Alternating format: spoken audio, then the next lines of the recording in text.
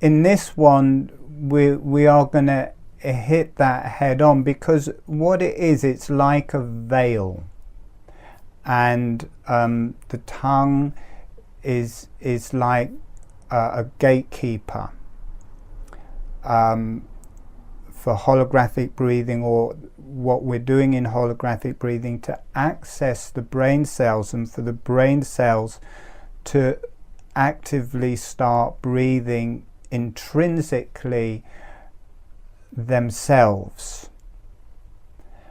And there is a change of mode there when that happens, and unless people know where they're going to, there's just a lot of yawning that happens, and people can't quite access that space where the brain cells are breathing. And once the brain cells are breathing, and once the energy is traveling through there, that whole passing out disappears.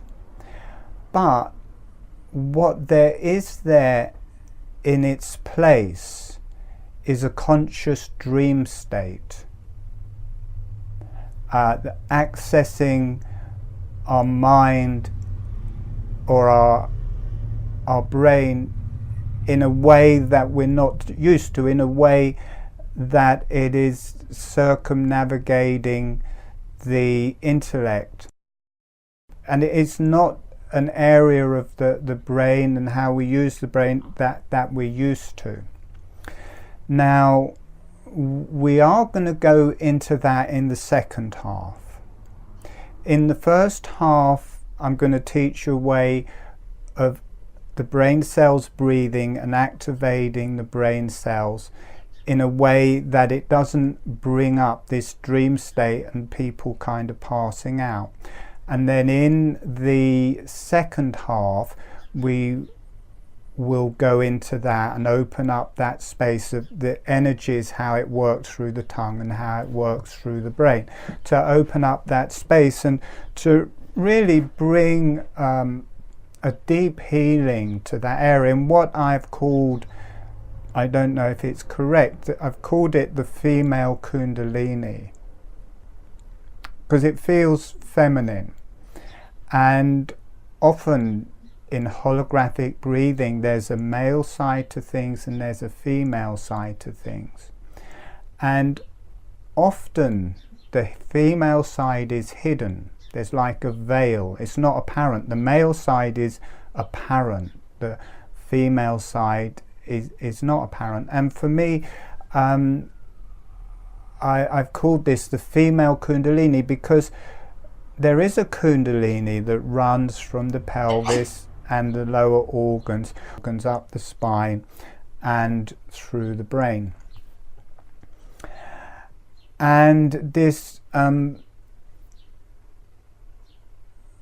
Kundalini, or rising energy, that we will be initiating today, it's different. It runs through the organs, through the chest, through the trachea, through the tongue, and then the tongue is like the gatekeeper, and when you work in the correct way with the tongue, then that accesses the brain, and then the energies has got a free movement directly through.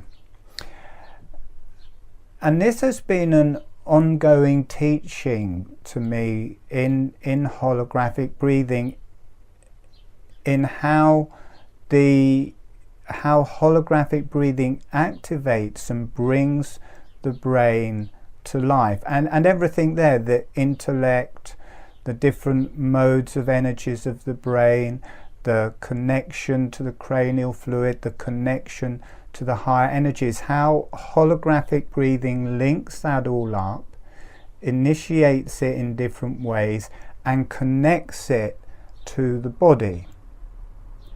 And a lot of the healing in holographic breathing is that. It is that connection of the systems in the body to the systems in the brain. And just this movement of the mouth and of the throat and of the face that starts in holographic breathing, that is absent in our normal breath. but is just a natural thing that is embedded in our DNA that comes to life when we do holographic breathing. And so today's is no different. And I just wanted to speak about something that came up when I was editing the last one from last week, because I just started editing that yesterday.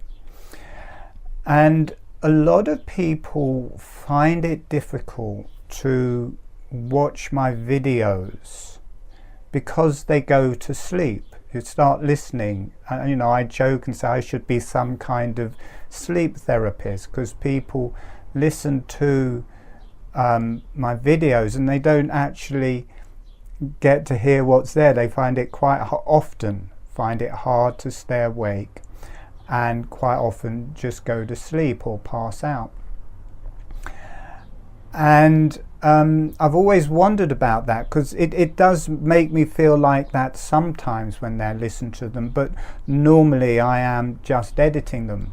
But in editing that one, I could barely keep my eyes open, and I realized it is this function of the female Kundalini, and I think that is just already active in me. And when I'm teaching people about holographic breathing, the energies to do with holographic breathing come through and also get spoken. Now I don't actively do that. I don't actively say, oh, energies of the holographic breathing come through and speak to me or speak through me. At the beginning of any healing session or any holographic breathing session, I do ask, I go into it as a beginner and ask, you know, the earth, the higher energies to help me and to teach me how to do it and to help me doing it.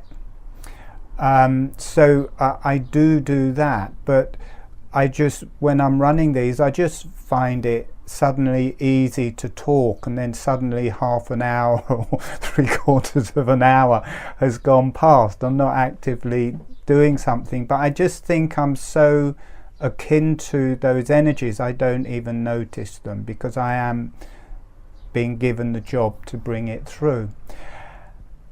And also, I don't know that there is a specific energies to the holographic breathing or not. There very likely is, and when I tune in there is, but because it's holographic, everybody will have their own version of that. Whatever is happening in our body, whatever is happening in our face, whatever is happening in our brain is also happening in a different level in the higher energies, and is happening in a different energy level in the earth energies. It's all connecting, and that's always there. So I don't know there has to be a particular energy holographic breathing channel or something. I think it is just those universal energies working.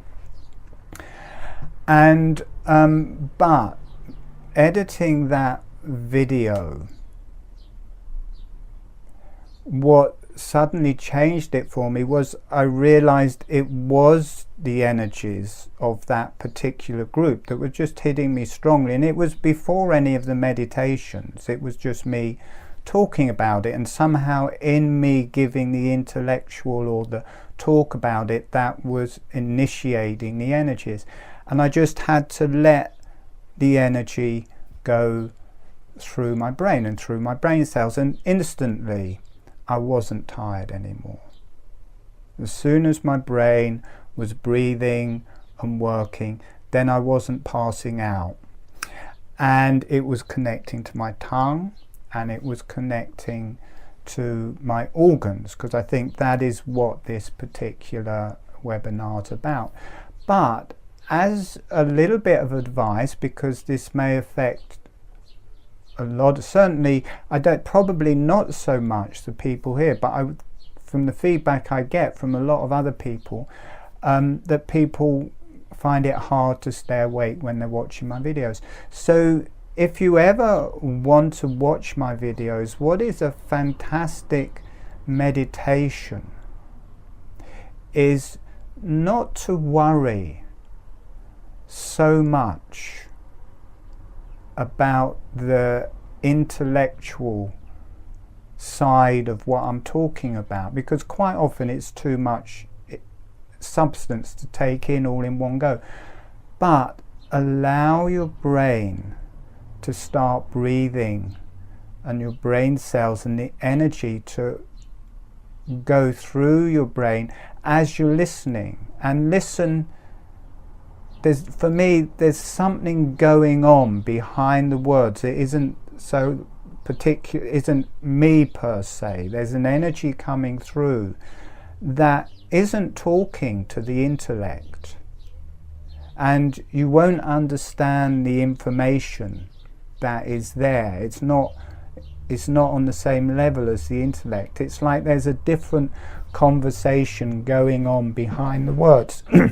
And certainly in editing the videos that I've just been doing, that became a great meditation for me, was just to let the words just go completely through me and not worry about them, and notice this thing that was happening in the background. So I think you can use any of the videos to try that with, just to see if it works.